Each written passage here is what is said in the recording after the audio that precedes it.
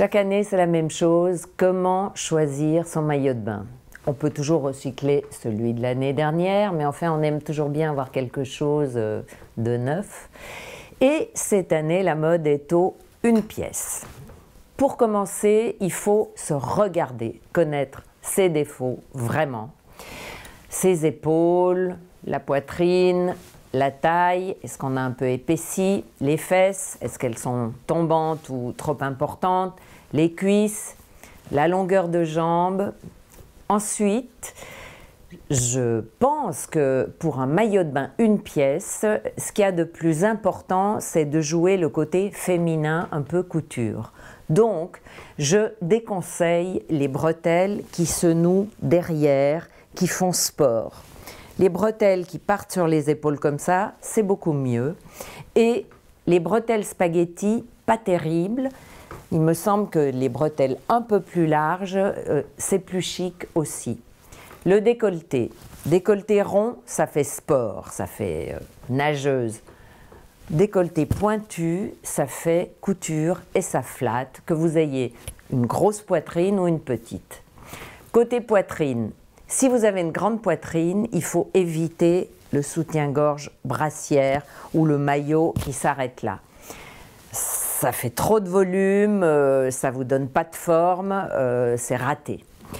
Ensuite, il y a beaucoup de maillots découpés. Alors, les maillots découpés comme ça, qui essayent de vous faire une taille plus fine, c'est bien quand on a la taille fine. Sinon, oubliez. C'est mieux d'avoir des dessins qui vous dessinent une taille un peu plus étroite, mais un maillot complet. Et la découpe, le haut sur la cuisse, ça, c'est toujours joli. Vous avez des jambes longues ou des jambes un peu moins longues et des cuisses un peu moins fines.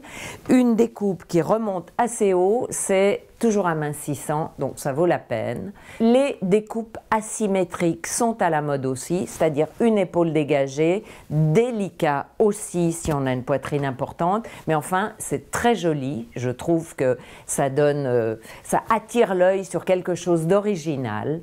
De même, dans le dos, les bretelles croisées dans le dos attirent l'œil également, c'est charmant, c'est couture, c'est original. Si vous choisissez le 2 pièces, la mode est au rétro et tant mieux parce que ça vous permet de ne pas avoir un ventre concave si jamais vous avez un peu de ventre. La culotte montante, c'est très joli et ça gomme un petit peu les bourrelets, le ventre qui déborde un petit peu. Et vous pouvez le choisir dépareillé, c'est-à-dire de 2 couleurs différentes, de façon à distraire l'œil. Le but, c'est ça. Si vous avez un défaut, il ne faut pas avoir quelque chose de trop uniforme qui ne montre que le corps. Il vaut mieux essayer de trouver des artifices et qui vous permettent de tromper l'ennemi. Enfin, si vous avez des fesses plates, ça arrive, il faut choisir des culottes avec des volants ou froncés, ça existe, il faut les chercher. Mais ça donne vraiment un joli volume pour les fesses et vous avez l'embarras du choix parce que les volants, c'est très à la mode actuellement. Pour les couleurs, si vous n'êtes pas bronzé, oubliez le noir, sinon ça peut être très très beau. Et sinon, je trouve que le corail sur une peau blanche, c'est encore ce qui marche le mieux.